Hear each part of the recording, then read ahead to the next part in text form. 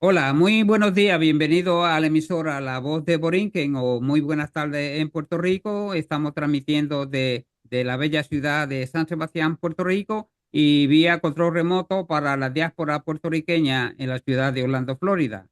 Hoy, como ustedes saben, en los programas entrevistas tenemos un invitado especial, pero también queremos decirle que conmigo me acompaña a Jaime Curtido del canal Comunidad TV, así que esta entrevista va a ser transmitida por ambos canales, también por la radio La Voz de Borinquen FM, y búsquenos como La Voz de Borinquen en la plataforma seno.fm. Pueden comunicarse con nosotros a través del correo electrónico lavozdeBorinquen@gmx.com y a través de WhatsApp, La Voz de Borinquen Radio. Así que en esta entrevista, pues dejamos a don Jaime Curtido que nos hable un poco acerca del invitado. Bueno, pues ante todo, Baudilio, muchísimas gracias por invitarme a La Voz de Boricuen, que creo que es una de las radios que está siendo puntera y además en el tema de la cultura que tanta falta hace en estos tiempos que corren, pues volver un poco a nuestras raíces siempre es bienvenido, ¿no? Bueno, pues me has hecho estos honores y quiero agradecértelo. Y bueno, pues tenemos aquí a nuestro amigo Mariano, Marcelino, que Marcelino. Ay, Marcelino. perdón, Marcelino, correcto, nuestro amigo Marcelino, que nació en Madrid, aunque es de familia asturiana, estudió en los colegios salesianos, como tanto y tanto hemos estudiado también en colegios, digamos, religiosos, ¿no? Y donde, junto con algunos de sus compañeros de aquella época, fundó la revista La Lechuza, ¿no? Que ellos mismos, pues, gestionaban y ellos mismos. O sea, que ya de temprana edad, nuestro amigo Marcelino, pues tuvo una inquietud muy fuerte, ¿no? Por todo el tema de la comunicación, ¿no? También ha tenido conjuntos musicales y realmente ha hecho también cosas Jaime, de misa. Dime. perdón, te está fallando la cámara. La cámara, vale, dame un segundito que ahora Sí, mismo la cambio. Tenemos sí, aquí, problemas vale, técnicos que surgen de vez en cuando, pero nada, ya está cambiada. nada, ya. Aquí ¿Ok? estamos. Eso, perfecto, Sí, perfecto. Lo bueno de tener dos cámaras.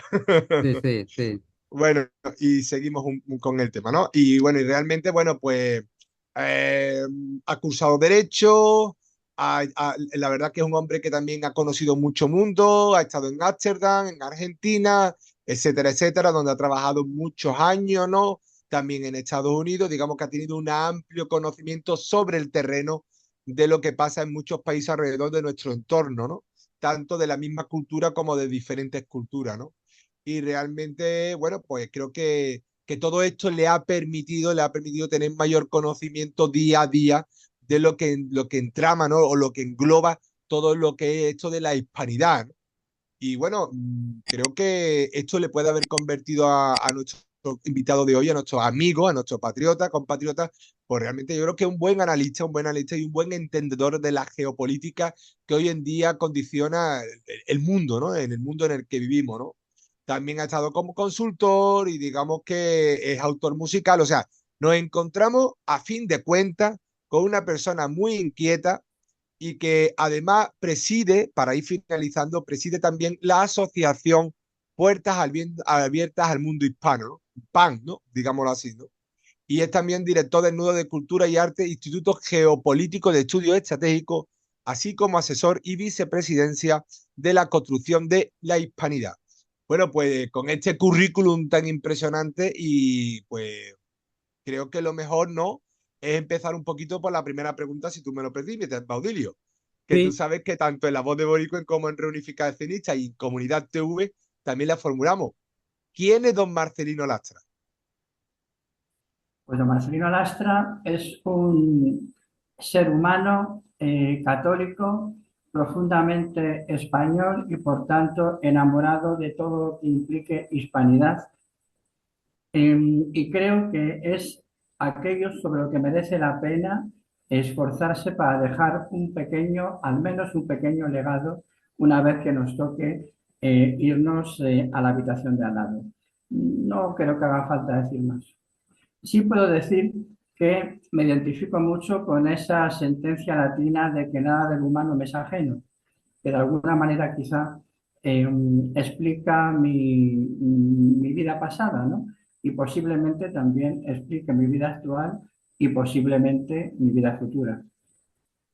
Bueno, don Marcelino, es un privilegio que usted me da y me concede que yo pueda entrevistarlo a usted y me siento honrado en tenerlo aquí en la Privilegios radioemisora el La mío, Voz de privilegios el mío. Borinquen y en el canal de YouTube. Le pregunto, Marcelino, ¿cómo usted se interesó en el hispanismo, siendo que yo estoy viendo últimamente muchos peninsulares llegándose a aprender y saber más sobre el hispanismo en la América hispana, siendo que anteriormente no había tanta gente interesada, pero veo muchísima gente y como usted ha vivido en Hispanoamérica, cuénteme cómo ha sido su formación en el hispanismo en la América hispana, ya que ha pasado muchísimo tiempo en la Argentina. Pues fíjate, a ver, yo tengo mi adhesión inquebrantable, porque honestamente creo que pocas adhesiones puedo tener como la de el hispanismo tan inquebrantable, está muy relacionada con el mundo de la empresa. Mm, He tenido la suerte de estar en una empresa muy grande, una empresa muy importante. Me ha tocado negociar con gente de otros países y ahí es donde yo me di cuenta de que cuando yo me sentaba a negociar con un alemán o yo me sentaba a negociar con un estadounidense, yo me di cuenta que no éramos lo mismo. Éramos igual en cuanto que somos personas, somos humanos, evidentemente, pero no éramos igual. Y no solamente es que no éramos igual, es que ellos, yo me daba cuenta de que en general, siempre hay excepciones, tampoco te veían igual. Algo que yo viví en carne propia es ir como miembro de un equipo, de una delegación, a negociar con gente de otros lados, pero normalmente del ámbito anglo-germánico. Cuando digo anglo, incluyo Estados Unidos. Y yo veía como el jefe de la delegación a la que yo iba se comportaba de una manera extrañamente sumisa. Esto es tal cual, lo digo, ¿eh? Es decir, una persona que tú conocías, que tratabas, que sabías que era una persona capaz, que era una persona con gran talento, que era una persona con empuje. Sin embargo, todo eso empezaba a diluirse cuando tenía delante de él eh, a alguien del mundo anglo-germánico. Y yo veía que defendía las posiciones que nos tocaba defender, las defendía con la boca pequeña y como con miedo. Es decir, cuando le decían dos veces que no, ya está, no hacía falta que se lo dijeran una tercera vez, ¿no? Y a mí aquello me empezó a llamar poderosamente la atención.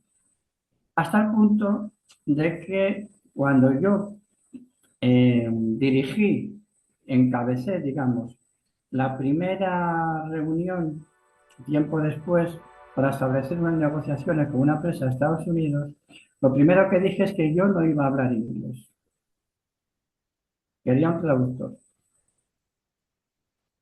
Y me miraban como si estuviese loco y los propios compañeros de mi empresa me miraban como diciendo, pero ¿cómo dices eso? ¿Por qué no?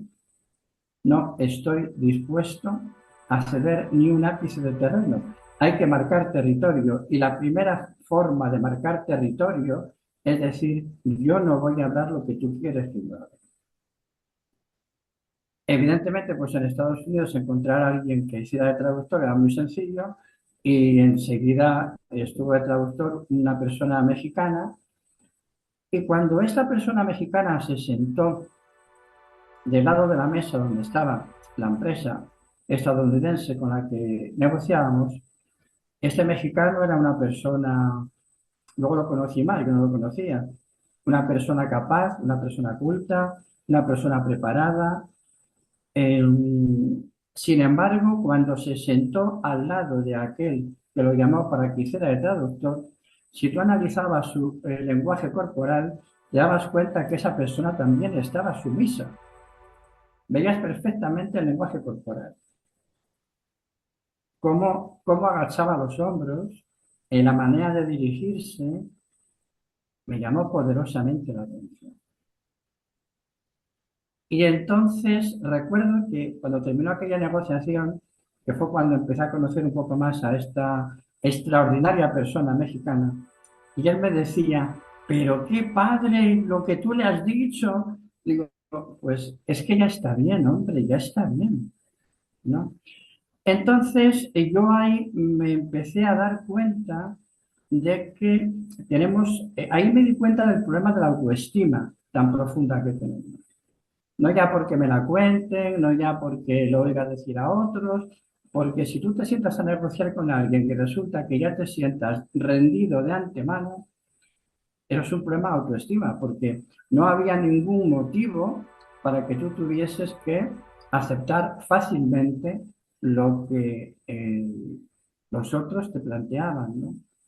Y luego, para mí fueron muy importantes dos hechos. Uno, en una comida con gente alemana, en una comida agradable, sin duda, muy agradable, muy amable, pero era una negociación dura. Era una negociación dura y yo había decidido que era una negociación dura, no porque lo dijera yo, sino que era lo que necesitaba la empresa a la que yo representaba. Y no tenía por qué no ser duro. Y justo en los postres de esa comida apareció, cómo no, la famosa leyenda negra, precisamente porque les dolía mucho que no doblases el espinazo, ¿no? Que no doblases Sí. la cabeza, ¿no? Y en ese momento dije algo de lo que me siento muy orgulloso. Y les dije, tiene que ser muy difícil tener a Lutero de padre de la patria.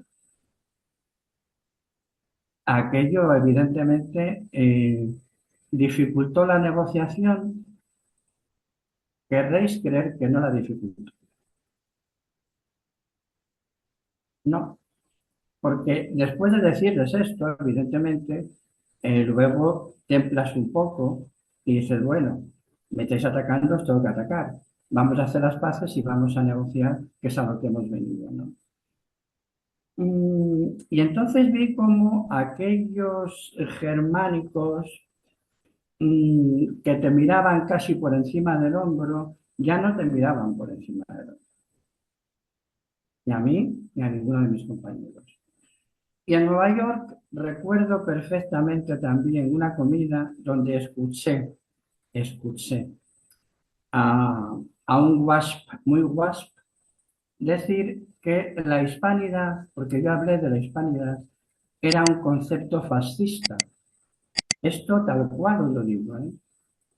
Y entonces yo dije, ¿qué miedo deben tener a la hispanidad para decir que es un concepto fascista? Entonces, aquello a mí me hizo reflexionar mucho. Yo entonces no era ningún militante prohispanista, tampoco era un conocedor, como creo que lo soy hoy, de nuestra historia. Pero bueno, también conocía, o sea, no era analfabeto, evidentemente, si no, no me había atrevido a decir alguna cosa, ¿no?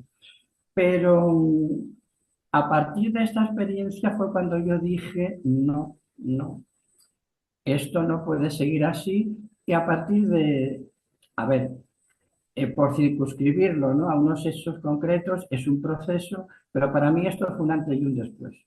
O sea, mi experiencia de vincularme al hispanismo está relacionado con la relación en el mundo empresarial, ¿no? Es muy curioso, pero cuando yo esto lo comento con otras personas que también forman parte de empresas españolas, me lo niegan, me lo niegan. Me lo niegan porque en el fondo creo que no se dan cuenta. Lo tienen tan asumido, lo tienen tan asimilado, que no se dan cuenta, ¿no? Es mi Sí. humilde opinión, ¿eh? Es mi opinión. Es impresionante lo que usted me acaba de decir porque le voy a decir algo. A veces yo pienso que el hispano o es masoquista o se deja muy fácilmente controlar por los anglosajones. Fíjese, el señor Bukele acaba de venir a Estados Unidos y el señor Bukele se identifica que no es ni de derecha ni de izquierda, sino que él está en el centro con sus ideas y le va súper bien. Pero yo he notado que ha venido aquí a Estados Unidos y se ha sentado con el grupo de extrema derecha, el cual lidera Donald Trump, y el cual pues ya se ha hecho dueño del Partido Republicano. Y también viene el señor presidente de Argentina, que creo que se llama Milene, algo así, el Milei, apellido. Javier Milei. Sí, entonces vienen los dos y para mí, que yo vi, según hablaban ellos, y me da a entender que es un sometimiento de ellos a la derecha anglosajona, liderada por Donald Trump. Entonces yo digo, allá afuera parecen perros rabiosos, que es lo que ellos digan, pero aquí cuando están con los anglosajones, se someten a ellos pacíficamente, como usted dice. La verdad que sí, eso me causó una impresión que yo pienso hacer un video hablando sobre ese tema, porque esta gente afuera se quieren comer el mundo, pero cuando vienen aquí le pasa como le pasó a Amado López Obrador, cuando Donald Trump llegó a la presidencia. ¿Qué dijo Donald Trump? Los mexicanos son unos asesinos, unos vende droga, e insultó a los mexicanos y a la semana estaba Amado López Obrador en la Casa Blanca humillándosele a Donald Trump. Bueno, a ver, es que el mundo de la geopolítica es muy complicado, ¿eh? Sí, Y a veces las cosas, no a veces, yo te diría que casi nunca las cosas son lo que parecen. Mm, nos guste o no, y evidentemente a mí no me gusta, pero hay que ser realista. Estamos bajo el paraguas de un dominio, claro, que es el dominio anglosajón, ¿no? Donde la cabeza no es solamente Estados Unidos, el mundo británico tiene extraordinario poder.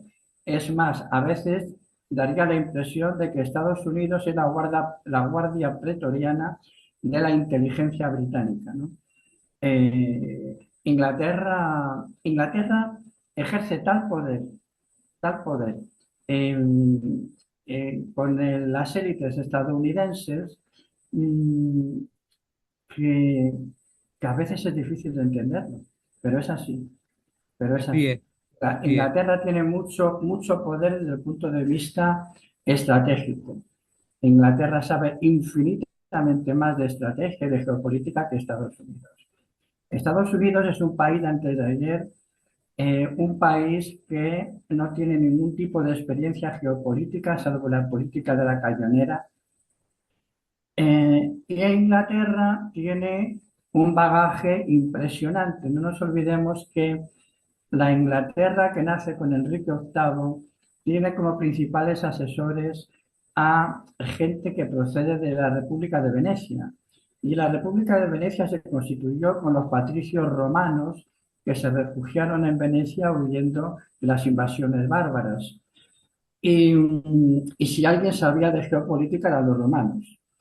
Y al mismo tiempo, luego, quien se establece realmente en Inglaterra también es parte del mundo judío, del mundo financiero judío que se van a Inglaterra. Entonces, este mundo judío veneciano son los que realmente se apropian de la Inglaterra católica. Y de hecho, Enrique VIII estuvo absolutamente influido precisamente por los venecianos para romper con Catalina de Aragón y casarse con Ana Bolena, ¿no? Entonces, Inglaterra tiene una experiencia brutal, cosa que no tiene ni Estados Unidos ni tiene Alemania. Alemania es un país que es una nulidad desde el punto de vista geopolítico, una nulidad. De hecho, siempre ha entrado eh, a los, eh, a los trucos que le ha puesto Inglaterra, ha mordido el anzuelo a Alemania y como dos tontos como un tonto, mejor dicho, entraron en la Primera Guerra Mundial y entraron en la Segunda Guerra Mundial, simplemente mordiendo el anzuelo que les ponía Inglaterra, ¿no? Con esto lo que te quiero decir que el mundo de la geopolítica es muy, muy, muy complicado. A ver, aquí cuando dependes, ¿qué le puedes pedir a Bukele? Por Dios, si Bukele forma parte de un país, a ver, los 7 países que forman Centroamérica tienen una dimensión equivalente a España. Tú sumas a los 7 y tienen una superficie equivalente a España y una población equivalente a España. Imagínate, Bukele, mm, ¿qué va a hacer? Bastante, bastante hace. Y yo lo que sí creo es que para mí, para mí no debería haber dado el discurso en inglés en la conferencia Sí, conservadora, sí, debería haber dado el discurso en español. Ese discurso en inglés es un acto de sumisión tremenda, ¿no? Y sí, yo creo bueno, igual. él sabrá por qué lo hizo, ¿no? Sí, yo creo igual porque se supone que usted viene de un país hispano y su idioma materno pues el español, porque si un británico o alguien de Estados Unidos va a España, bueno, si habla inglés, que pida un traductor. Jaime, ¿tiene alguna pregunta para el señor Marcelino? No, yo simplemente lo que ha dicho Marcin, no, a ver, claro, yo estoy de acuerdo. Yo creo que realmente es que el problema es que durante mucho tiempo los hispanos hemos ido cediendo en todos los campos. Hemos ido cediendo, hemos ido dando pasos para atrás y realmente, ojo, una diplomacia que ahora nadie niega que la diplomacia que pueda haber perfectamente en Estados Unidos, la israelí, la británica, incluso la francesa, ¿no? ¿Por qué no decirlo también? Son de las más potentes del mundo, pero no olvidemos que la más potente que hubo antes fue la española. Pero bueno, que incluso tenía espías dentro de la corte, ¿no? Y avisaban a todos en la propia corte inglesa de la época, ¿no? Antes de 1704, cuando se produce la reunificación o la unificación de la isla, ¿no? De Gran Bretaña.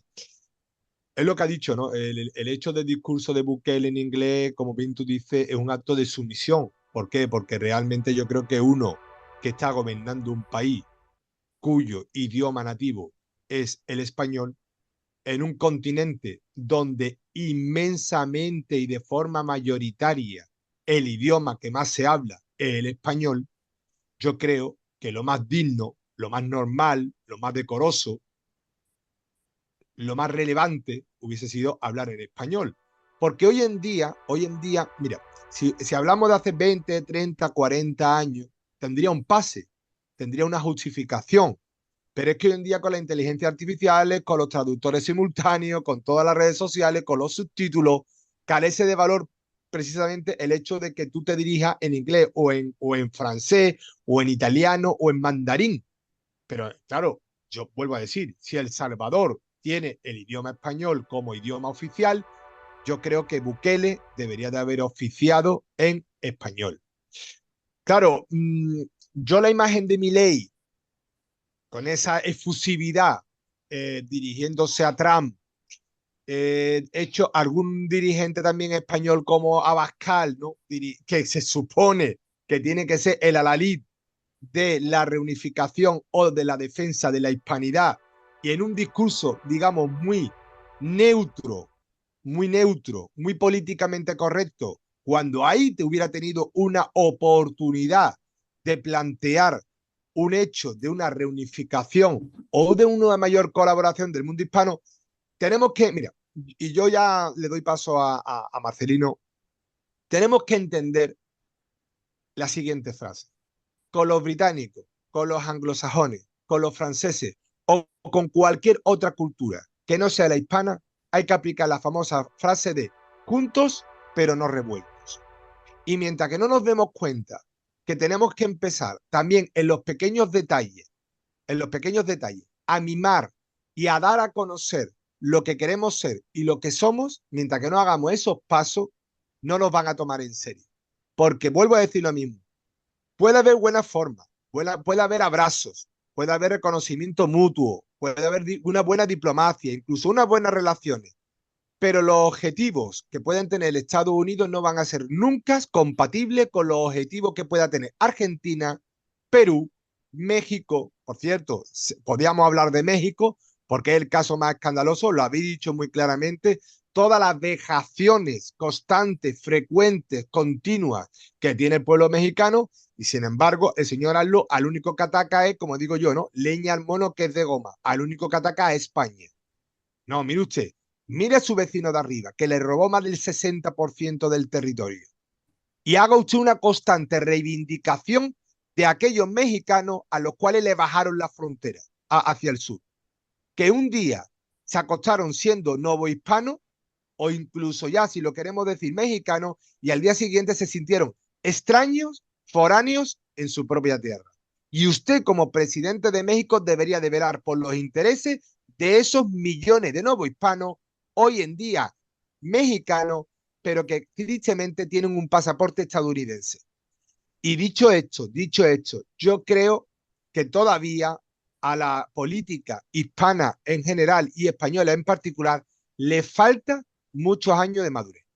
Dicho esto, Marcelino, ¿en qué momento que quieres también añadir, puntualizar o complementar algo de lo que he dicho? Por supuesto, ¿no? Pero ¿tú crees realmente, o en qué momento, mejor dicho, dejar esta pregunta para una segunda ocasión?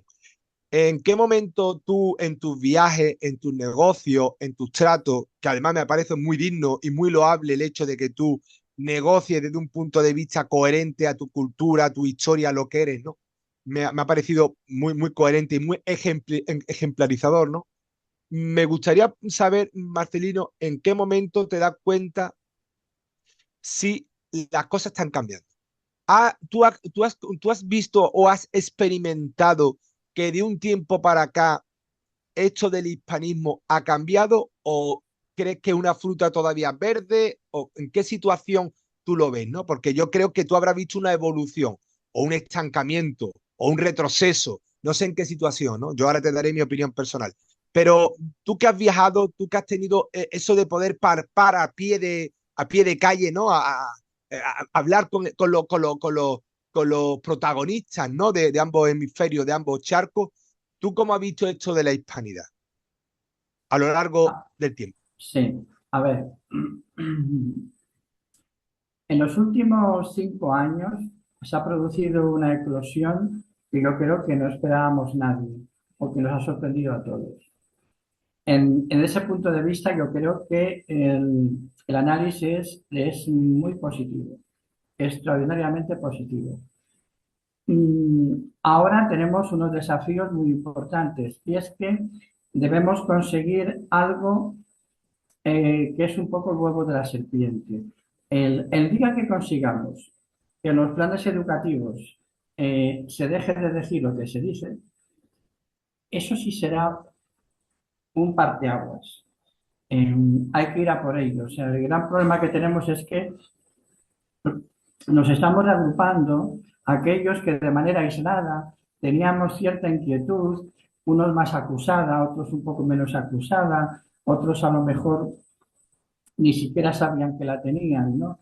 Estamos recogiendo, como es lógico en el proceso en el que estamos, evidentemente, estamos agrupando a las personas que de alguna manera u otra ya tenían, digamos, la semilla dentro, ¿no? Y eso es muy importante porque lo que conseguimos en este momento es que no se sientan solas, que vean que hay un movimiento que está ahí, que ese movimiento va a más. Entonces, hemos mejorado en ese aspecto muchísimo. Tenemos que conseguir que en los colegios dejen de decirse las locuras que se dicen. Eso va a costar muchísimo. Eso va a costar muchísimo porque el movimiento hispanista es un movimiento de abajo arriba, no va a ser jamás un movimiento de arriba abajo, nunca. Los intereses son muchos. Mm, la corrupción que existe en las élites es extraordinaria.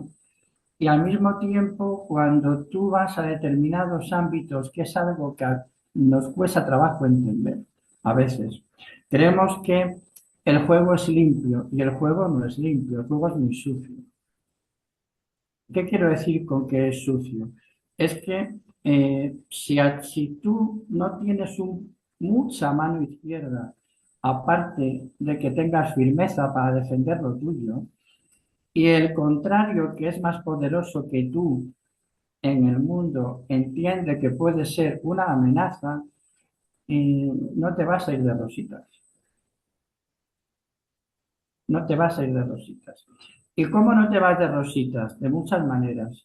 Pero la última de todas es que realmente tu posición, si estás en una gran empresa, por mucho que hayas defendido tú esa gran empresa, puedes encontrarte con que te despidan, te manden a un rincón, sencillamente porque esta empresa prefiere transigir con determinados aspectos antes, antes que enfrentarse con determinados poderes. Hay que tener esto muy claro. Por eso es muy difícil. Y el último aspecto es que incluso algunas personas hayan sido vetadas y directamente su progresión profesional haya sido literalmente eliminada. Sí. Ojo, ojo, esto es algo que es el pan nuestro de cada día. Es el pan nuestro de cada día. Entonces, la única manera de superar eso es de abajo a arriba. De arriba a abajo no es posible. Y en esa ascensión de abajo a arriba, entonces tenemos que ir creando las condiciones para lo que primero sea un movimiento cívico-social, se acabe transformando en un movimiento con mucha fuerza de carácter político. Mariano, Pero de abajo a arriba, de perdona. arriba a abajo no hay posibilidades. ¿Y cuáles serían esos pasos a dar según tu criterio? De abajo a arriba, Sí, esos pasos para que se fuera evolucionando hacia un marco en el cual geopolíticamente, institucionalmente, incluso lo que es mira, contubernio de los partidos te políticos, se digo, fuese defendiendo sí, eso. te digo, por ejemplo, el mundo hispano en lo que llamamos mundo occidental, o sea, lo primero que yo plantearía al mundo hispanista, y lo que estamos aquí todos formamos parte de él, es uno, que dejemos de hablar de Occidente. No existe Occidente, es mentira, es una ficción. En todo caso, existen dos civilizaciones occidentales. La civilización anglo y los que le siguen, entre la que está Francia y la que está Alemania, y el mundo hispano. Y son dos civilizaciones diferentes. O sea, creemos que por inspirarnos o por de alguna manera basarnos en la filosofía griega y el derecho romano, eso ya nos hace iguales. No, para nada, porque luego las derivas fueron muy diferentes. Entonces, en primer lugar, tenemos que tener conciencia de que somos una civilización propia. Y en segundo lugar, empezar a tomar conciencia de lo que eso significa. ¿Qué dificultades tiene el mundo hispano en la geopolítica actual? La siguiente. El principal contrincante del mundo anglo no es Rusia, no lo es. El principal contrincante del mundo anglo puede ser China hasta un punto. El mundo anglo ya entiende que, les guste o no, vamos a una multipolaridad. Lo que el mundo anglo no va nunca a transigir por las buenas es que lo que considera su patio trasero se le desgaje, porque entonces el mundo anglo deja de ser literalmente nada. No nos olvidemos que el mundo anglosajón, juntando lo que son los 5 ojos, no llegan a que son 460 millones de habitantes, no son más. No Sí, son más. O sea, pero nosotros claro, simplemente juntamos el mundo hispano con el mundo luso y estamos ya en cerca de 800 millones de habitantes. O sea, no hay plataforma civilizatoria más grande si quitamos a la China. Entonces, ¿cuáles son nuestros problemas? Nuestros problemas están, y luego te contesto, ¿eh? Lo que quiero es primero hacer, bajo mi punto de vista, un análisis contextual, ¿no?, de la situación. Por ejemplo, mm, España. Voy a empezar por España. España está literalmente atada de pies y manos en la Unión Europea. Cuando España levantó un poco la mano en la Unión Europea, fueron a por ella de cabeza tanto Alemania como Francia. Alemania y Francia saben que están subordinadas al poder anglo, pero dentro de esa subordinación no quieren estar en el banquillo de los suplentes, quieren estar en el equipo titular. Para eso, a su vez, tienen también que enfrentarse en una dialéctica interna con aquellos que puedan decir, oye, que estoy aquí. Y por eso España es un enemigo interno dentro de la propia Unión Europea y dentro de la propia OTAN de lo que es Alemania y Francia. Inglaterra, por supuesto, pero Inglaterra hace la guerra por su cuenta y por su cuenta y luego va a terminar por ti, ¿no? Entonces, si España de repente decide apoyarse más en Estados Unidos porque cree que con Estados Unidos a lo mejor le convence que la hispanidad no es tan mala, que podemos ser aliados, pero que nos permita a los hispanos aglutinarnos, los primeros enemigos que vamos a tener no va a ser Estados Unidos, que también va a ser Alemania e Inglaterra, Alemania y Francia. De hecho, ¿por qué en Brasil se retiró la enseñanza escolar del español? Que se lo pregunten a nuestros aliados de la Unión Europea. Se condicionaron ayudas a cambio de que esa enseñanza no se acabara de implantar. Fijaos lo que estoy diciendo, pero para que tengamos claro lo complicado que es esto. ¿Por qué México, no con la frontera marina que tiene tan impresionante, no tiene armada? ¿Qué armada tiene México? No tiene nada. Tiene 4 barcos para salir de paseo, no tiene armada.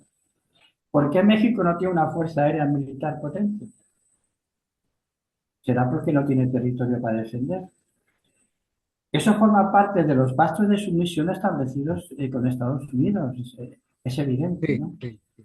Estoy de acuerdo con... Entonces, ¿qué quiero decir con esto? Que es extraordinariamente difícil salir de la situación en la que estamos si no es de abajo para arriba. Y ahora, Jaime, tú me preguntabas, ¿y cuáles serían los pasos? ¿Y cuáles serían los pasos? El primer paso, y nos queda mucho, y no me atrevo a decirte muchos más, porque eso sería ya hacer política ficción, pero el primer paso es tomar conciencia de lo que somos. Tomar conciencia de lo que somos. Mientras no tomemos conciencia de lo que somos, y afortunadamente en ese sentido vamos ganando terreno, y esa es la parte más positiva, que hemos avanzado mucho y en muy poco tiempo, ese es el primer paso. Tomar conciencia de lo que somos para que a partir de ahí empecemos a sentirnos orgullosos de lo que somos, de lo que significamos y de nuestro potencial. Y el siguiente paso es empezar a crear industria pensando en 800 millones de personas, no en los habitantes de cada uno de nuestros países. Porque si no, no tendremos nunca masa crítica para desarrollarnos. Entonces, si España piensa en la masa, como masa crítica en 47 millones de habitantes, olvídate, no va a ningún lado. Si Argentina piensa en otros 47 más o menos que tiene, igual. Si Colombia piensa lo mismo, también. El único que tiene más población es México, pero México está extraordinariamente condicionada por Estados Unidos. Entonces, nosotros necesitamos desarrollar desarrollar industria de todo tipo, pensando en los 800 millones de personas que configuran el mundo iberófono, el mundo que habla español y el mundo que habla portugués. A partir de ese momento estaremos construyendo ya una fuerza muy potente. Sí, yo entiendo lo que usted acaba de decir, estoy de acuerdo 100% con usted. Eh, Marcelino, yo soy curioso y yo quería hacerle una pregunta a usted porque es curiosidad. ¿Qué buscaba Bascal al venir a la reunión esta de ultraderecha con Bukele y Milei de Argentina? ¿Qué buscaba Bascal con reunirse con ellos? Eh, Alberto Vasca, vamos a ver. En- yo creo, Santiago Pascal, perdón, que le llamo mal. Santiago Bascal, sí. A ver, Santiago Pascal, el partido Vox forma parte de lo que es esta alianza conservadora, ¿no? A mí me vas a permitir, y yo no la llamaría de ultraderecha, porque creo que las etiquetas ya no definen hoy en día la realidad política, ¿no? Estamos asumiendo a la fecha de hoy denominaciones que ya no sirven para interpretar ni para explicar la realidad política. Ya no sirven, no Sí. sirven. Entonces yo creo que cada uno le gusta más, le podrá gustar más uno, le podrá gustar más otro, pero no sirven para hacerlo, ¿no? El hispanismo tiene que ser transversal, tiene que ser absolutamente un abrazo de todos. Tenemos que superar las ideologías de la modernidad, quiero decir. Las ideologías de la modernidad han conseguido algo y lo que han conseguido es enfrentarnos a unos contra otros. Eh, y eso lo han hecho maravillosamente bien. Porque si nos damos cuenta, al final quienes mandan en los diferentes países ni siquiera son aquellos que ostentan el poder formal, sino hay una serie de instituciones formales o informales que no están sometidas al escrutinio de los votos y sin embargo son las que realmente tienen la fuerza. Eh, y sin embargo, el ciudadano de a pie se pega con el vecino porque el vecino dice que es de esto y el otro dice que es de lo otro, ¿no? Bajo mi humilde opinión, las ideologías son un fiasco porque, a ver, tú llevas hoy una ropa de manga corta porque donde tú estás hace calor y yo estoy muy abrigado porque donde yo estoy en este momento hace frío. Tú, donde estás ahora, cuando te vayas a comer algo, comerás algo adecuado a la temperatura que tienes. No te Sí. vas a comer un cocido madrileño ni te vas a comer una fabada asturiana. Y yo, desde luego, en esta época del año no me voy a comer un gazpacho andaluz ni extremeño, no. Me voy a comer algo que sea acorde. Es decir, las circunstancias determinan qué es lo más lógico y lo más coherente y lo más racional. Sin embargo, las ideologías lo que pretenden es aplicarte la misma receta independientemente de las circunstancias, con lo cual son irracionales. Son Sí. absolutamente irracionales, pero han conseguido separarnos. Sí, O sea, uno cuando se enfrenta a una situación en un país, pues tendrá que ver con el conocimiento que tenga cuáles son las mejores soluciones, sin pensar si lo van a catalogar de izquierdista, de derechista, en función de la decisión que tome, ¿no? Tendrá que tomar una decisión que entienda que es lo mejor para el país, ¿no? Si resulta que uno cuando va a tomar una decisión va a buscar el manual del buen liberal, el manual del buen conservador, el manual del buen no sé qué, y ya estás condicionando la libertad de pensamiento. Estás utilizando un catecismo. sí, Entonces, por eso yo te digo, a ver, Abascal estuvo ahí porque forma parte digamos, de esta entente, por llamarla de alguna manera, conservadora, pues como otros forman parte de otra entente que es socialista o lo que fuera, ¿no? Pero yo lo único que puedo decir es lo siguiente. Yo no soy comunista, pero si hoy Stalin levantara la cabeza, a todos aquellos que se autodenominan de izquierdas lo llevaría al paredón. En- ¿Por qué? Pues sencillamente porque ni la izquierda es la izquierda tradicional, ni la derecha es la derecha tradicional. Hay un mejunje, hay un mejunje en el que en realidad la mayoría actúan prácticamente igual. Entonces, yo creo que el hispanismo tiene que superar las ideologías de la modernidad, porque de esta manera, además, todos nos sentiremos parte del hispanismo. Sí, usted que ha vivido en la América hispana y que ha viajado por varios países hispanos, le pregunto, ¿cree usted que el mundo hispano o está abrazando más la leyenda negra o se está desprendiendo de la leyenda negra? Bueno, yo creo que la leyenda negra está muy viva, está extraordinariamente viva, pero al mismo tiempo hay una fuerza vigorosa que ha decidido enfrentarse a ella. Y eso es la parte positiva, porque además los grandes cambios nunca lo han hecho grandes mayorías. Los grandes cambios lo han hecho minorías muy concienciadas. Entonces, la masa crítica nuestra no está en tener un 70% de la población, no, no, eso es dificilísimo. Nuestra masa crítica es que el nivel de conciencia cada vez sea mayor y evidentemente hay que avanzar, ¿no? en tener más personas. Pero hay que asumir que los poderes establecidos van a seguir siendo negrolegendarios. Mira, el otro día, veía un canal mexicano de YouTube donde se veía a AMLO sentirse muy orgulloso del acueducto de Tembleque, ¿no? Que está en Sí. México, ¿no?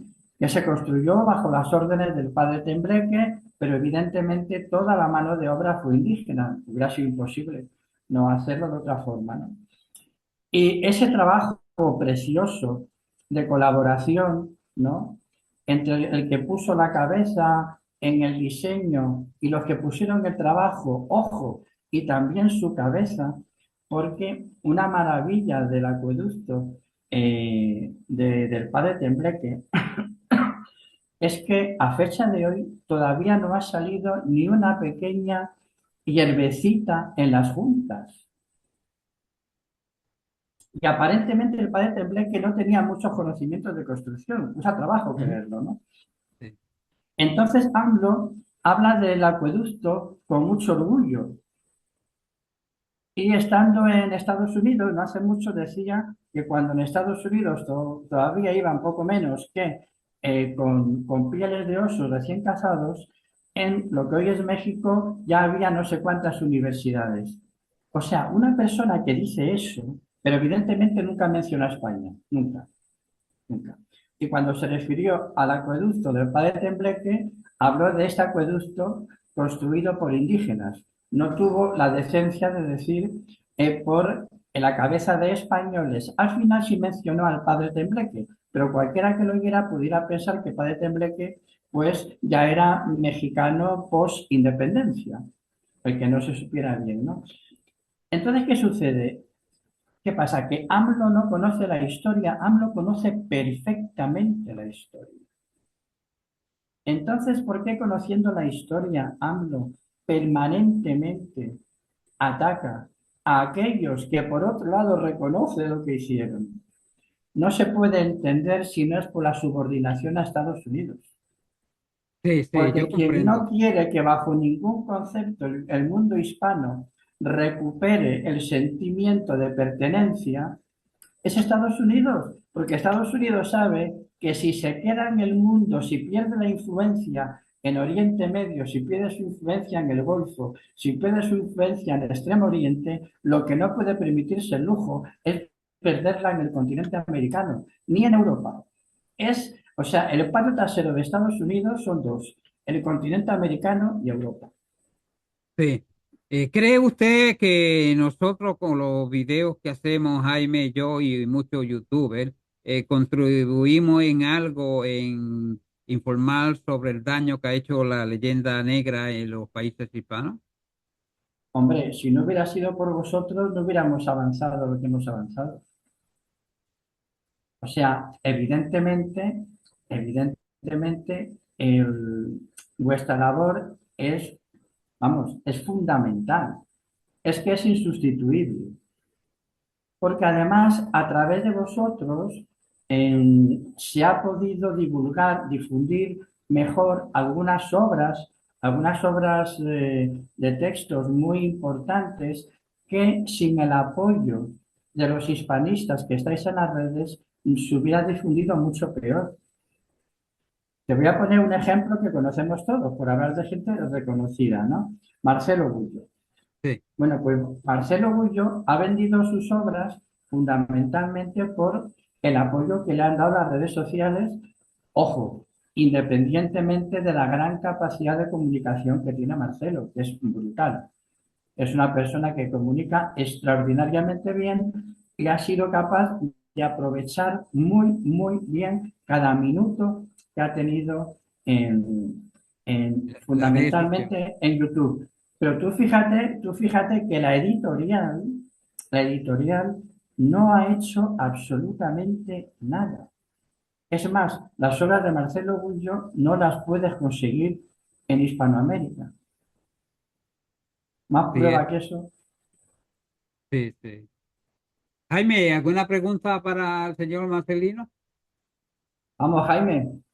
No, no, yo es que, hombre, hoy eres tú la estrella, nuestro invitado y estoy yo ávido de escucharte. Estoy tomando anotación a la vez que te voy escuchando. Sí, yo creo que, mira, en ese aspecto, Marcelo, yo estuve viendo una entrevista que tuvo con el coronel Pedro Baño y él lo dijo, ¿no? Que muchos países de Hispanoamérica son los caniches, ¿no?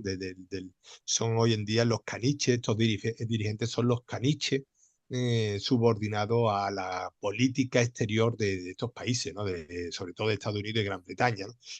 Hay un corto que yo digo claramente, lo digo claramente y lo vuelvo a repetir hoy contigo y públicamente, que al final te das cuenta que estas ideologías de derecha e izquierda, ¿no? Que tanto confluyen y que en teoría cuando uno se cree que es de izquierda, cree que es antiimperialista, anticapitalista, y cuando uno ve las grandes, lo que tú has dicho de lo peligroso de los extremos, ¿no? Lo peligroso de los extremos, cuando tú ves también este extremismo a lo mejor neoliberal que llega hasta lo máximo, pues al final te das cuenta que en Hispanoamérica y en España, ojo, en España también, confluyen en un punto, tienen un punto en el que coinciden, tienen un punto en el que convergen y un punto en el que, y en el que opinan exactamente lo mismo.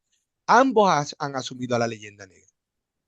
La izquierda y la derecha, lo que tradicionalmente entendemos como la derecha y la izquierda, defienden hoy en día en nuestros países, en nuestras culturas y en nuestros gobiernos, está asentado la idea de la leyenda negra. Y esto ha sido un triunfo sin paliativo ideológico de los enemigos de España y de los enemigos de la hispanidad. Y todos sabemos de dónde viene. Viene de Italia, se desarrolla con el calvinismo, con el luteranismo en Holanda y se convierte y se consolida en política de Estado tanto en Reino Unido como en Estados Unidos. Y lo que es triste, es que los dirigentes hispanoamericanos y de este lado del charco, como caniches, como dice Marcelo Orgullo, han asumido de la A a la Z cada uno de los postulados de la leyenda negra.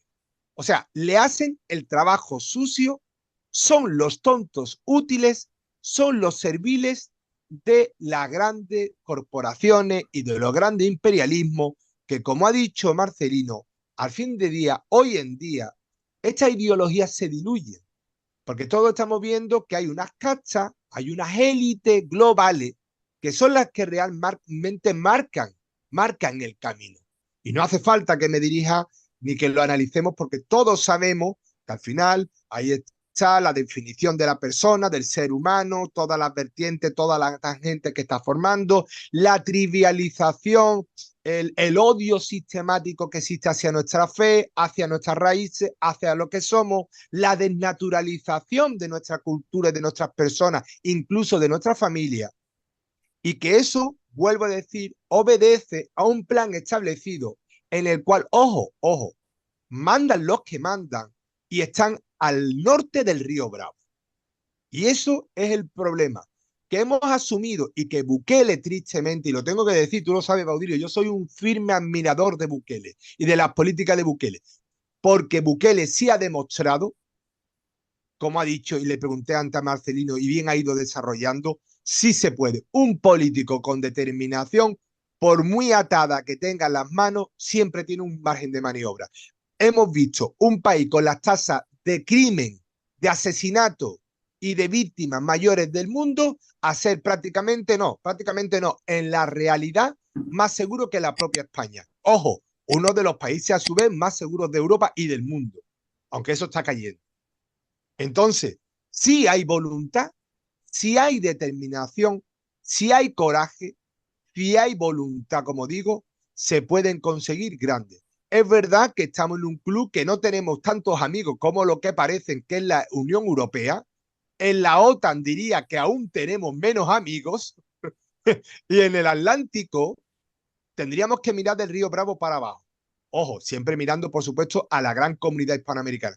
Pero si nosotros, y no hablo ya solamente de España, sino México, sino Perú, sino Argentina, no mira lo que es su esencia, sus raíces, el mestizaje, la cultura, todo lo que conseguimos como una gran potencia, pues realmente seguiremos desarrollando la pobreza, seremos el patio trasero de Estados Unidos, seremos el patio trasero de China, un país que prácticamente hace 3 décadas estaba en la Edad Media, en la Edad medieval le ha dado la vuelta a la tortilla. Japón, un país en el que hace 80 años cayeron 2 bombas nucleares que arrasaron el país y una gran potencia, y sin embargo los hispanoamericanos, ¿dónde estamos? ¿Dónde estamos? Y yo creo que ahí es donde tenemos que darnos cuenta. Siempre hay un margen de maniobra, siempre hay una capacidad de hacer las cosas. Y como ha dicho Marcelino, y le agradezco sus palabras como en mi persona, y se le agradezco, creemos que tenemos que hacer una labor de infantería, una labor de pie, como hace también Marcelino, creando asociaciones, creando corrientes, apoyando financieramente o incluso, como decimos muchas veces, con un suscribirse, compartiendo con nuestros amigos, incluso si son amigos que piensan lo diferente, precisamente con ellos, ¿no? Como decía, ¿no? No hay que convencer al convencido, hay que convencer al que no lo cree, ¿no? Correcto. El escéptico, ¿no? Al escéptico. Y yo creo que a partir de ahí, y ya quiero finalizar con esta exposición, tenemos que exigir, tenemos que empezar a exigir y a plantear una cosa de la que siempre hemos oído, porque hemos sido muy buenistas los hispanos, muy buenistas y muy confiados. Tenemos que empezar a plantear la batalla cultural, la batalla de las ideas y sobre todo la batalla del argumento. No podemos consentir ni dar un centímetro a nuestros enemigos, ojo, enemigos culturales, no enemigos en otros aspectos, a nuestros enemigos culturales no le podemos ceder ni un milímetro, se llame Marvel, se llame Donald Trump o se llame como se llame. Eh, Don Marcelino, platicamos yo y usted hace poco acerca de cuestiones sentimentales de usted concerniente a Puerto Rico. Y usted sabe que yo soy puertorriqueño y por supuesto lo sabe todo el mundo en mi modo de hablar. Usted no ha ido a Puerto Rico todavía, ¿no? No, no, no. Tengo esa asignatura pendiente y además debería haber ido hace ya unas cuantas décadas, pero en fin, al final no lo hice. Debería haber ido, O- sí. ok, cuénteme la historia de sus familiares en Puerto Rico que vivieron en Río Piedra y que la manera que usted se encontró, me platicaba en el aeropuerto de Madrid y Sí, partimos de ahí. sí. Es una historia que parece, que parece mágica, porque en Madrid, en el aeropuerto de Madrid, de Barajas, pues mira, hace 30 años, Wow. 30 años, hará 30 años, eh, a mí me faltó el equipaje de un vuelo en el que venía y me encontré haciendo cola para reclamar que no me había llegado el equipaje a otra persona. Que también, bueno, había más personas, pero esta otra persona estaba delante de mí, no, detrás de mí, perdón, detrás de mí. Entonces, cuando yo reclamé el equipaje, al final, bueno, pues me pidieron el nombre, di el nombre, y entonces él me escuchó y dijo, ah, ¿te apellidas Lastra? Digo, sí, pues igual que yo. Digo, ah, no me digas, sí, sí. Entonces, bueno, espera, no te vayas, que tenemos una persona encantadora, hizo la reclamación, él iba con su esposa y otro matrimonio, y bueno, una vez que terminaba de hacer la reclamación, nos quedamos hablando, ¿no?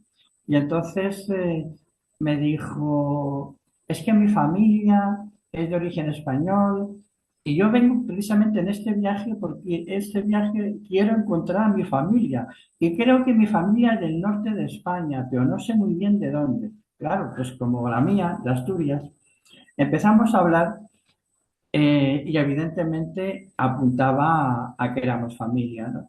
Y algo muy simpático por parte de él fue que me dijo, estoy seguro que somos familia porque tu nariz es igual que la mía.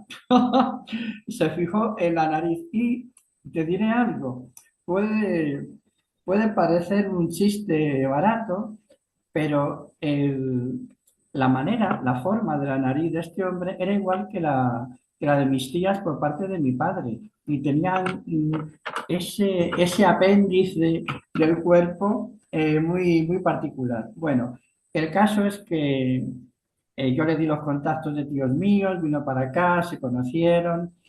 El viaje fue un viaje muy bonito. Y cuando él ya regresaba a San Juan, bueno, antes, ¿no? En ese momento me dejó su dirección, me dejó su tarjeta para que, en fin, para que viajara a San Juan a conocerlo. Eh, Desafortunadamente, esa tarjeta no la perdí, pero, o sea, no la perdí definitivamente, pero sí la extravié.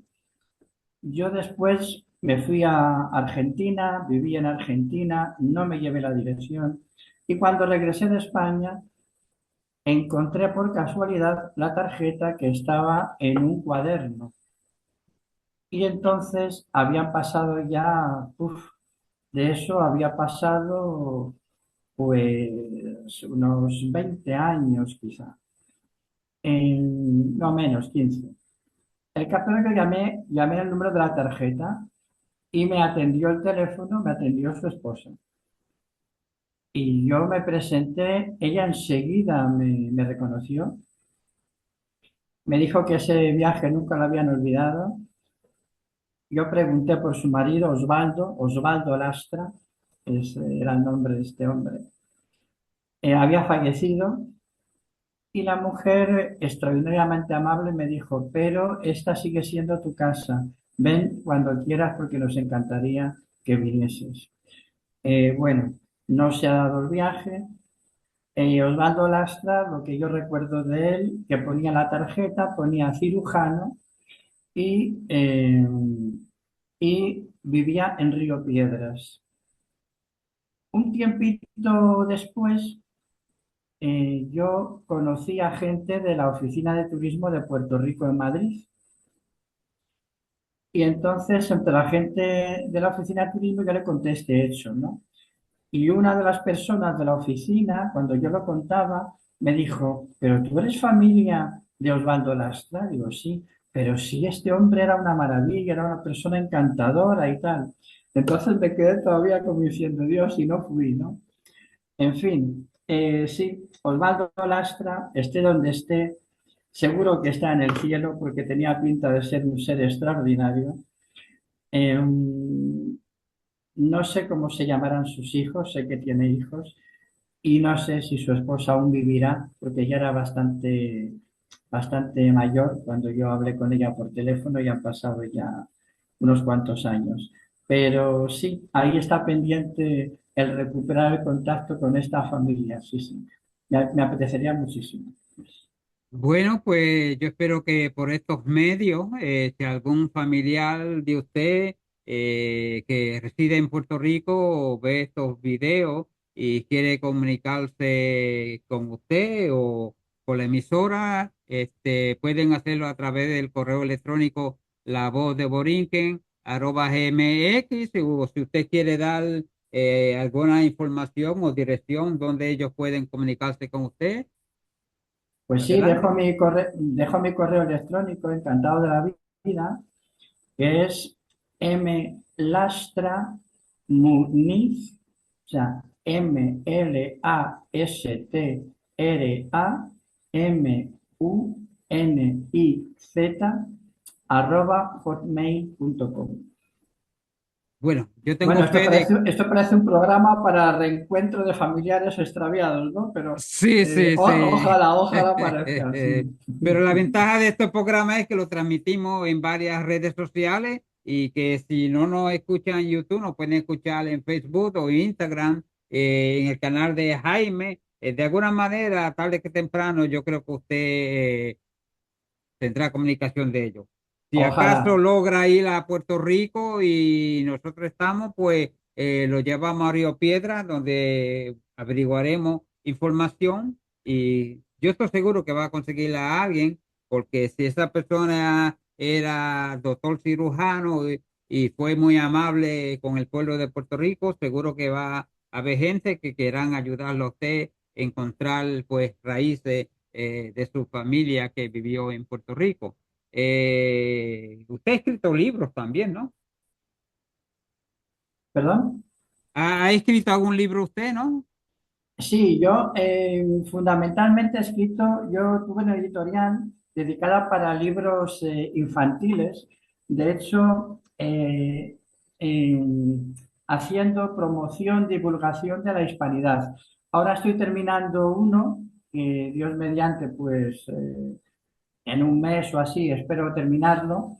Y también estoy desarrollando, ya estaban desarrollados unos superhéroes hispanos pero que no son personajes famosos de nuestra historia, son personajes actuales, en fin, unas características especiales y espero también en breve que puedan, que puedan salir a la luz, ¿no?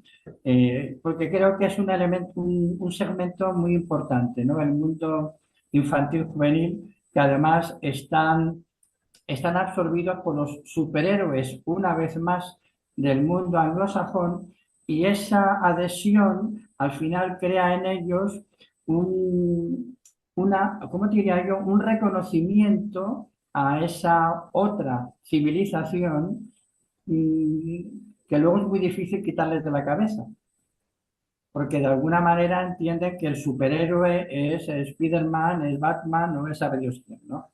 Sí, Entonces, eso influye una barbaridad, ¿no?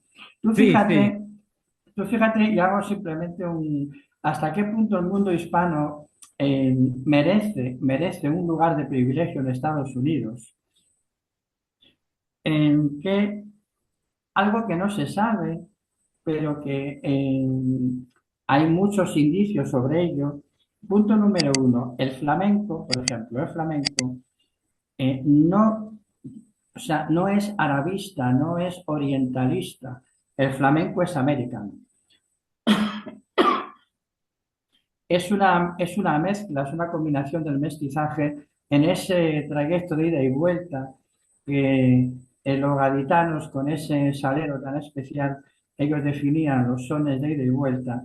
Y el flamenco es un fruto, una amalgama de lo que era uno de los bailes tradicionales que se creaban en España con un zapateado, que es un zapateado africano.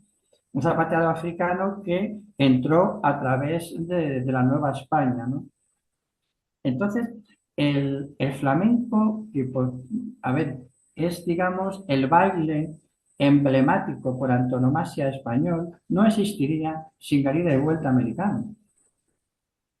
pero es que la música que luego se hace en Nueva Orleans, esa música que surge del mundo africano de Nueva Orleans, está claramente influenciada por la música que nace en Cuba y que nace en la Nueva España, donde tomó más impulso precisamente en la época en lo que Nueva Orleans y toda esa zona formó parte de la monarquía hispana.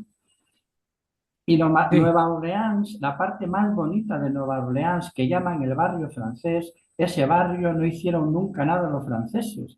Ese barrio eh, fue construido íntegramente en la época española. Y sí, entonces dice, ¿y por qué lo llaman barrio francés?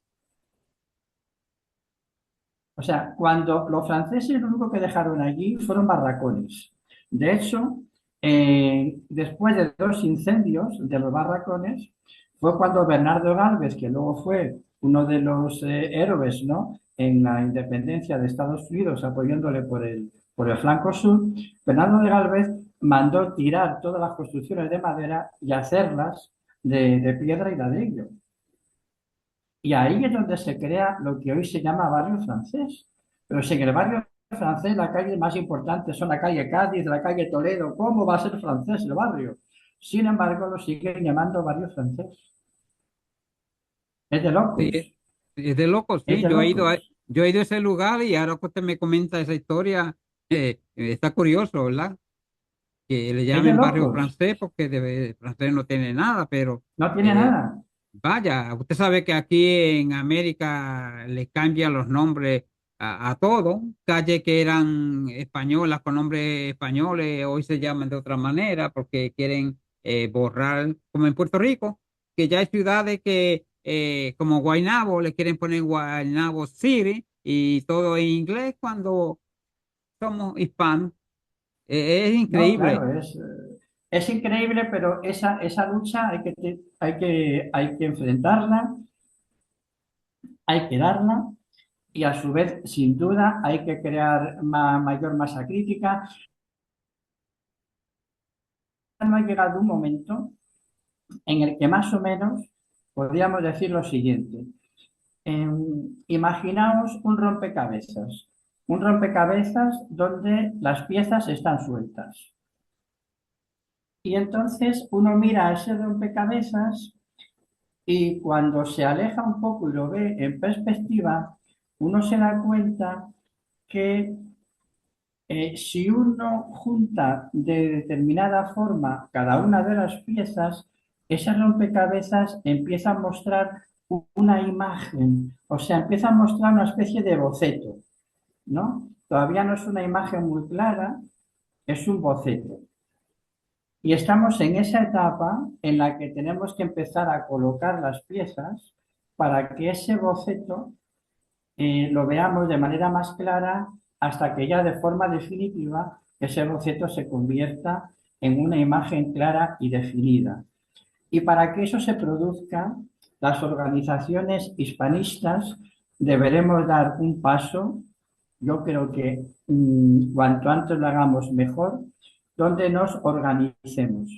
Y nos organicemos para realmente actuar de manera para ser más útiles, para ser más eficientes, ¿no? Hasta ahora hacemos una labor más que nada de guerrilla que ha sido muy buena porque ha permitido esta eclosión que ha habido, pero a partir de ahora tenemos que tomar conciencia de que nos enfrentamos a un enemigo muy poderoso y vamos a ganar.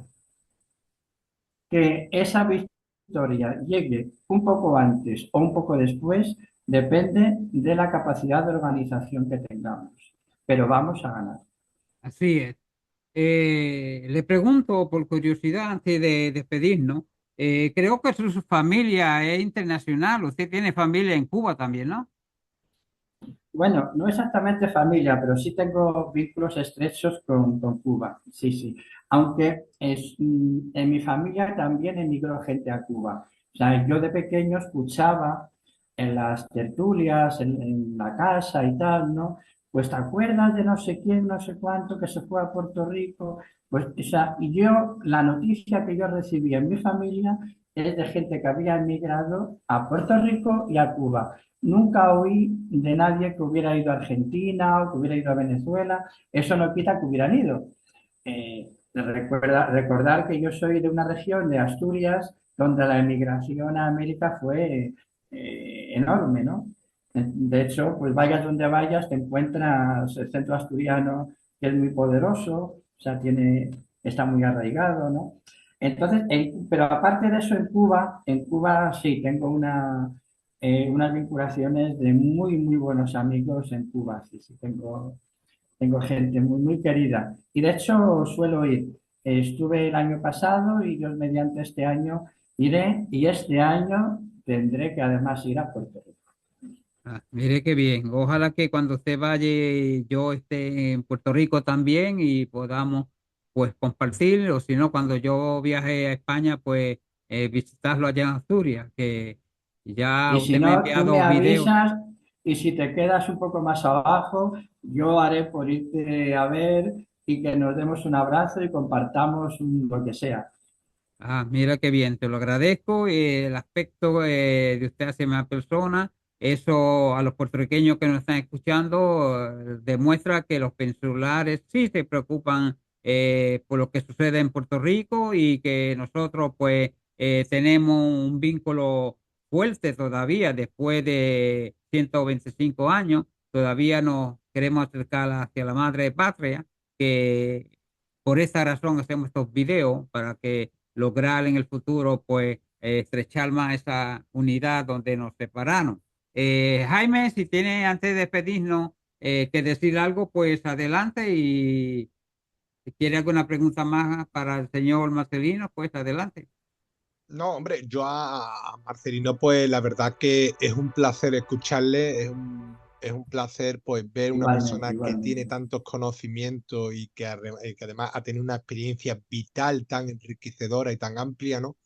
Creo que siempre digo que a las personas, a nuestras personas mayores, a nuestros amigos, a nuestros conocidos, a todas personas que hayan tenido experiencias en la vida, sean más o menos jóvenes, hay que escucharlo, ¿no? Siempre hay que escucharlo porque te da una perspectiva nueva, ¿no? que uno tenemos. Y yo creo que a Marcelino lo único que me cabe decirle, o no sé si es más bien corroborar o preguntar, no sé cómo encajarlo, que ¿cómo le gustaría, cómo le gustaría a usted, cómo te gustaría, Marcelino, ver el hispanismo de aquí a 10, 15, 20 años? ¿Qué te gustaría o en qué te gustaría colaborar?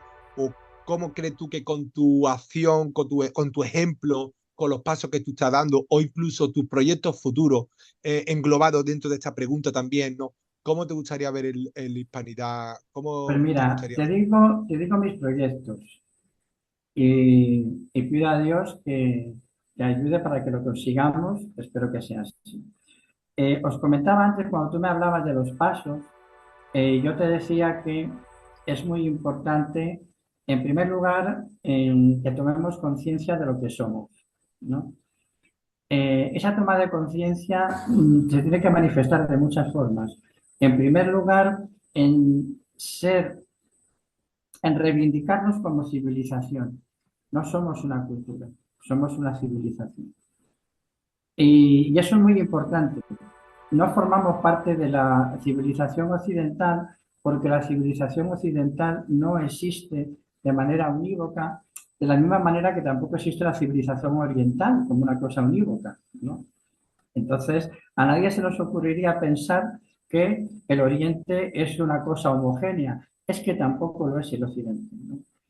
Y entonces, para mí eso es muy importante, eso hay que divulgarlo, ¿no? Entonces, mis proyectos están encauzados ahora mismo, están muy vinculados al proyecto del IGE, del Instituto Geopolítico de Estudios Estratégicos, en que su plan es establecer una universidad que sea hispanista, donde se enseñen todos los saberes, pero reivindicando en cada uno de ellos las aportaciones del mundo hispano, que hoy en día pareciera que no hubiéramos hecho nada en este mundo, ¿no? Cuando todo, ojo, y no me retracto, todo, absolutamente todo, se nos debe a nosotros, todo, todo. Prácticamente no hay nada que antes no se hubiera gestado dentro del mundo hispano. Entonces, es muy importante crear dirigentes para las élites futuras, de ahí la importancia de este tipo de universidad. Ahí pondré toda la carne en el asador. Y también pondré toda la carne en el asador en el desarrollo de lo que es industria cultural. Necesitamos tener industria cultural. Necesitamos tener una industria audiovisual que se dirija a 800 millones de personas, que la hagamos en español y en portugués para que el mundo luso y el mundo hispano entiendan que en el fondo estamos en el mismo barco. Y al mismo tiempo hay que pensar todo lo que se haga en un mercado potencial de 800 millones de personas, no en los 45 que tenemos en nuestra patria chica, ¿no? Y si hacemos eso, que lo vamos a hacer, Dios mediante, nos podemos sorprender simplemente dentro de 10 años. Dentro de 10 años nos podemos sorprender y mucho. Porque si bien es cierto que queda mucho por hacer, también es verdad que la velocidad ha cambiado. Vamos mucho más deprisa, ojo, y nuestros enemigos, yo sí los considero enemigos, discúlpame, también van muy deprisa. Sí. Pues Marcelino, yo te doy las gracias de tú haber participado aquí en mi canal y a través de la radio. Eres bienvenido cada vez que desees expresar tus ideas y tu contribución pues a la causa de la reunificación de Puerto Rico y también con el mundo hispano. Así que eres bienvenido tanto en mi canal de YouTube como en la radio y también en Comunidad TV de Jaime. Y pues te damos la bienvenida y encantado conocerte y espero que cuando vaya a España conocerte en persona. Pues para mí será un placer, así que no deje de avisar. Estoy seguro que vamos a seguir en contacto. Seguiremos en contacto y simplemente, si me permitís decir una última frase, Adelante. sin la hispanidad no se entendería el mundo, eso es absolutamente cierto, y sin la hispanidad no seremos capaces de derrotar el nuevo orden mundial inhumano que nos quieren establecer. Por Así eso es. la hispanidad es absolutamente fundamental. Bien. Y si logramos localizar, Y por eso venceremos. sí, y si logramos localizar a tu familiar allá en Puerto Rico, pues mucho mejor. Va a ser un hit. Así Sin que duda, una alegría enorme me daríais. sí. Bueno, Marcelino, gracias. A Jaime también, muchísimas gracias y hasta la próxima. Y gracias a los que nos están escuchando y los que nos están viendo por YouTube. Manténgase en sintonía siempre con nosotros. Y si quiere cooperar con nosotros monetariamente, no está obligado, pero si lo desea, lo puede hacer a través de PayPal para el canal de YouTube y para la radio. Y use el nombre Baudilio 19 y puede a ayudarme a llevar esta causa. Por supuesto que YouTube no nos cobra, pero las plataformas que tenemos y la radio, pues hay que pagarla. Yo no exijo mucho, una contribución de $1 nada más. Yo soy de las personas que cree que si esta persona da $1, aquella da otro $1, pues poco a poco logramos nuestro propósito. No queremos echarle carga a nadie y eso si usted lo siente. Así que nos vemos. Hasta la próxima y tengan buen día.